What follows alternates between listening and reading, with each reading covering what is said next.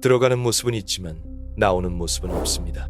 마치 연기처럼 흔적도 없이 증발해버린 두 사람.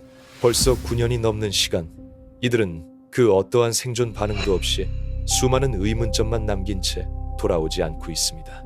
대한민국을 경악하게 만든 부산 신혼부부 실종 사건. 이 사건은 그동안 많은 곳에서 언급이 되었지만 벌써 9년째 가장 미스테리한 사건으로 남아 있습니다. 마치 증발하듯이 사라진 신혼부부. 키를 쥐고 있는 단 한 사람, 아니면 그 이상의 사람들일지도 모르는 이 사건의 흔적을 찾아보고자 합니다. 사건의 주인공은 2015년 11월 결혼한 신혼부부 전민근 씨와 최성희 씨입니다. 부산 수영구 광안리의 한 복도식 아파트 15층에 거주하던 이들은 결혼한 지 불과 몇 달 만에 흔적도 없이 사라져버렸죠. 아내 최성희 씨의 마지막 기록은 2016년 5월 27일 밤 11시 40분경입니다. 마트에서 장을 본 뒤 엘리베이터를 타고 집으로 올라가는 모습이 CCTV에 포착됩니다. 남편 전민근 씨는 동업자와 함께 가게를 하고 있었습니다. 5월 28일 새벽, 지인들과 술을 마신 뒤 편의점에 들러 담배와 캔커피 2캔을 사고 집으로 귀가하는 모습이 새벽 3시 45분 CCTV에 마지막으로 찍혔습니다. 부부가 서로 귀가한 시간의 텀은 약 4시간. 그리고 이들은 이후 그 어느 곳에서도 볼 수 없었습니다.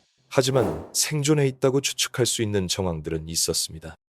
5월 28일 오후, 전 씨가 동업자에게 가게를 하루 쉬자라고 연락이 왔고, 그날 밤에는 동료 배우가 최 씨로부터 몸이 좋지 않아 연극을 못하겠다고 문자가 왔었다고 합니다. 그리고 전 씨 아버지께서 건강식품을 주겠다고 전 씨에게 계속 연락을 하고 가게에도 찾아갔으나 찾을 수 없었고, 5월 31일 아버지는 경찰에 실종 신고를 하게 됩니다. 문을 강제로 열었을 때 집안은 28일 이후 시간이 멈춘 듯하였는데요. 최 씨가 마트에서 장을 보고 온 물건들이 식탁 위에 그대로 있었고, 그리고 평소 최 씨가 너무 아꼈다던 반려견이 있었지만 며칠을 집을 비운 듯 여기저기 대소변을 봐놓아 냄새가 심했다고 합니다. 결국 경찰은 내부 현장 감식을 하였지만 그 어떠한 혈흔이나 DNA 등 범죄 흔적은 찾을 수가 없었습니다. 그냥 평범한 가정집 모습 그대로였다는 것인데요. 대체 이들은 어디를 갔길래 연락도 없이 아끼던 반려견을 방치한 채 사라졌을까요? 경찰은 아파트 CCTV를 샅샅이 분석했지만 충격적인 사실을 발견합니다. 부부가 집으로 들어가는 모습은 찍혔지만 나가는 모습은 어디에도 없었던 겁니다. 아파트 옥상 물탱크, 정화조, 지하 창고 등 모든 공간을 수색했지만 흔적은 발견되지 않았습니다. 말 그대로 증발해버린 것입니다. 당시 현장을 직접 방문했던 전문가들은 CCTV 사각지대를 이용해 나갔을 가능성을 제기했습니다. 아파트 끝 비상계단 출입구, 그리고 그곳을 나와 담을 넘거나 몸을 숙여 다른 CCTV를 피하는 방법이죠. 하지만 상식적으로 생각해봅시다. 갑자기 사라져야 할 부부가, 그것도 한밤중에, 미리 아파트 모든 CCTV의 위치와 각도, 사각지대, 동선까지 완벽하게 파악하고 치밀하게 움직였다? 이는 일반인이 감행하기 어려운 매우 비현실적인 시나리오입니다. 게다가 단순히 집을 나간 것이라면 왜 굳이 이런 복잡하고 위험한 방법을 택했을까요? 차도 그대로 두고 거액의 돈이 있는 통장도 건드리지 않았습니다. 다만 그들이 가져간 것이 있는데요. 바로 지갑, 신분증, 여권, 그리고 노트북이었습니다. 여권을 챙겼다는 것은 해외 도피를 의미할 수 있지만 그 어떤 해외 출국 기록도 없었습니다. 카드를 사용하거나 현금을 인출한 기록도 전혀 없습니다. 노트북은 왜 가져갔을까요? 혹시 그 안에 숨겨진 무언가가 있었던 걸까요? 경찰은 통화 기록에 집중해봅니다. 5월 29일 동업자에게 해결해야 할 사건이 있어서 한두 달 동안 일을 못할 것 같다는 문자를 보냈고, 5월 30일 오후에는 극단 대표에게 연극을 하차해야 할 것 같다는 문자를 보낸 내용이 확인되었는데요. 연극이 얼마 남지 않은 시점에 주연 배우인 최 씨가 그만둔다는 말에 대표는 화가 났고, 이후 답장도 없고 전화에도 응답을 하지 않자 남편 최 씨에게 연락을 합니다. 그러자 남편 전 씨는 통화가 되는데요. 아내가 안 좋은 선택을 해서 병원에 입원을 했다며 둘러대는 내용이었다고 하는데요. 이후 다시 전화를 걸었으나 남편 전 씨도 그 이후로는 연락이 되지 않았습니다. 아내 최 씨는 과거에 극단적인 선택을 하려는 시도를 한 적이 있었다고 합니다. 그러나 아내 최 씨가 병원을 가는 모습도 근처 병원의 내원 이력도 전혀 찾을 수 없었죠. 설령 정말 병원에 갔다고 하더라도 그런 급박한 상황에 15층에서 굳이 엘리베이터를 사용하지 않고 CCTV를 피해서 아무도 모르는 병원에 갈 이유는 없을 겁니다. 그리고 남편 전 씨의 마지막 생존 신호는 6월 2일 새벽 6시 47분 계속 연락이 오는 아버지에게 문자로 괜찮아요 라고 보낸 짧은 메시지가 전부였습니다. 이후 6월 2일 8시 48분 부산 기장에서 전 씨의 휴대폰은 꺼지고 같은 날 저녁 서울 천호동에서 최 씨의 휴대폰도 꺼진 것으로 확인이 됩니다. 이들의 휴대폰은 마치 수사에 혼돈을 주려고 한 듯이 서로 다른 지역에서 꺼진 것이죠. 여기서 한 가지 의문점이 생깁니다.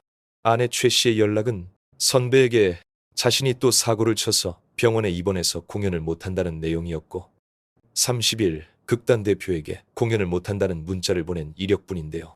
문제는 이들이 느끼기에 평소 최 씨의 말투랑은 사뭇 달랐다는 것입니다. 평소에는 요 자체를 잘 썼는데 이때는 뭐뭐 하십시오나 단아까 말투였다는 것이죠. 결국 최 씨는 28일 마트에서 장을 보고 오는 모습이 포착된 뒤로는 문자 외에 통화 이력은 없었다는 겁니다. 혹시 누군가 성희 씨인 척 보냈던 것은 아닐까요?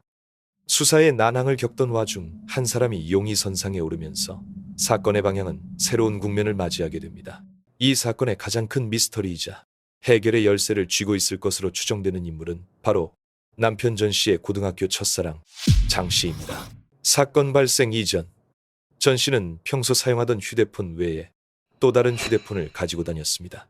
이 휴대폰은 주로 장 씨와의 연락에 사용되었고 사건 당일 전 씨가 집으로 귀가할 때 이 두 대의 휴대폰을 모두 가지고 들어갔다는 점이 확인됩니다. 평소에는 한 대의 폰만 가지고 다녔었는데 말이죠. 이는 이날 장 씨와 전 씨 사이에 연락을 취해야 할 이유가 있었음을 강력히 시사합니다.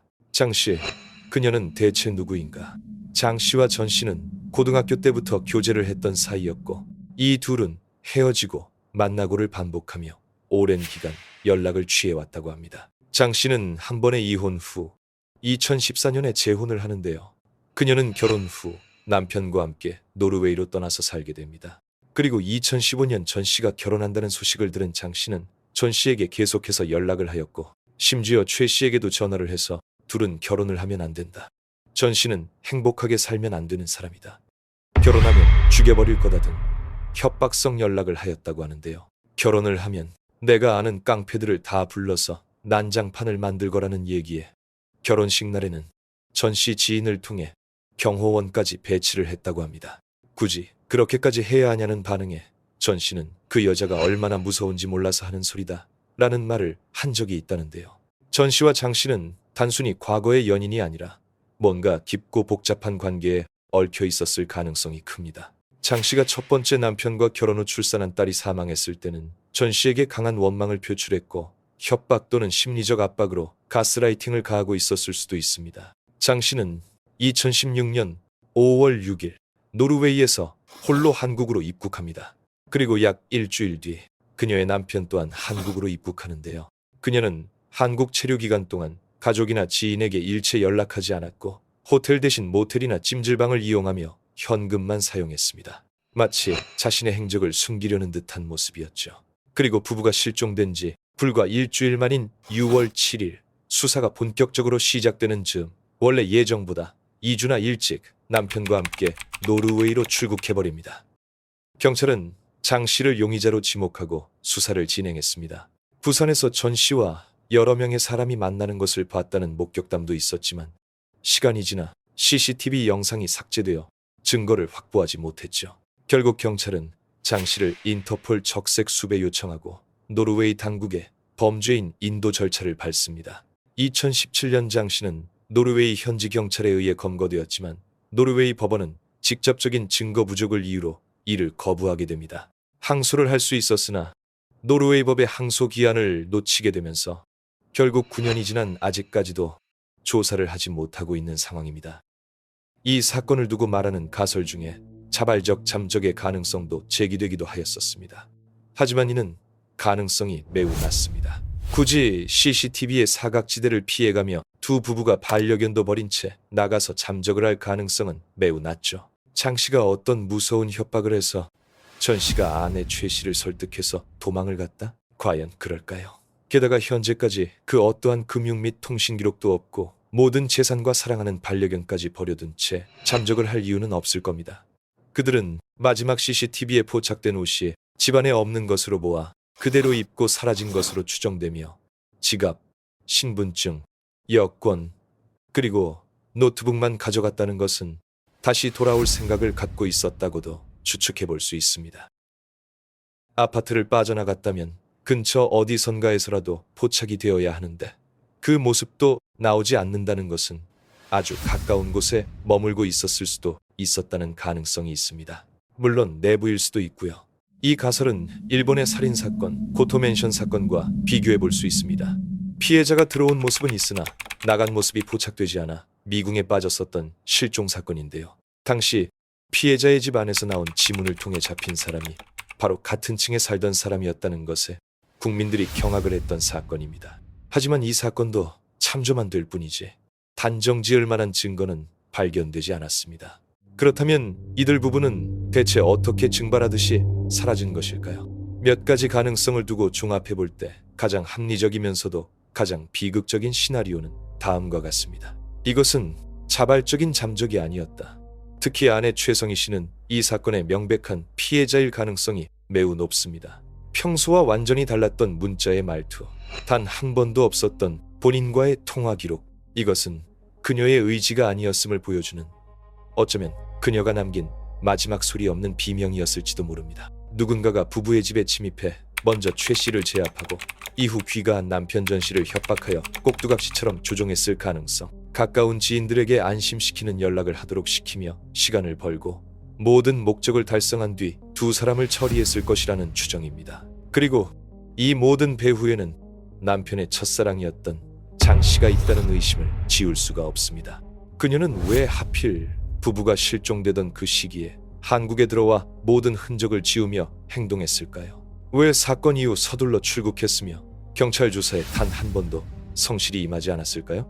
그녀가 변호사를 통해 경찰에 질의해 보내온 서면 답변 일부 내용은 다음과 같습니다. 남편과 여행 목적으로 입국했고 죽은 딸을 추모하기 위해 갔습니다. 이동수단은 지하철, 버스, 택시, 열차를 이용하였고 비행기나 렌터카는 사용하지 않았습니다. 경비는 현금을 사용했고 본인명의 계좌와 카드가 없습니다.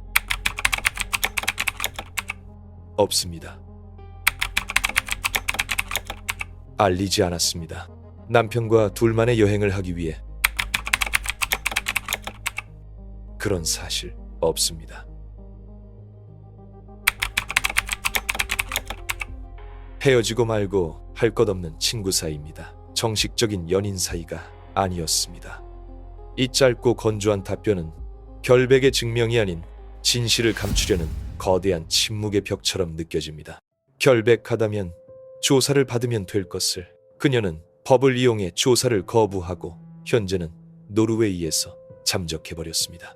이것은 어떤 식으로든 이 사건에 깊이 연루되어 있다는 강력한 반증이 아닐까요? 실종 5년이 지나면 법적으로 사망 신고를 할 수 있습니다. 하지만 최 씨의 부모님은 아직도 딸의 보험 하나 해약하지 못한 채 9년이 넘는 시간을 하염없이 기다리고 있습니다. 딸이 어딘가에 살아있을지 모른다는 마지막 희망의 끈을 놓지 못하고 있는 겁니다. 이 사건의 진실은 장 씨가 입을 열 때 비로소 밝혀질 것입니다. 가장 중요한 키를 들고 있는 장 씨를 소환할 수 있는 유일한 방법은 새로운 증거를 찾아내는 방법뿐입니다. 증발하듯 사라진 부산 신혼부부 실종 사건. 이 사건은 단순한 미제 사건을 넘어 한 인간이 품은 원망과 집착이 어떻게 여러 사람의 인생을 송두리째 파괴할 수 있는지 보여주는 비극적인 거울과도 같습니다. 오늘 우리의 이 이야기가 잊혀가는 사건의 진실을 밝히는데 작은 불씨라도 되기를 간절히 바랍니다.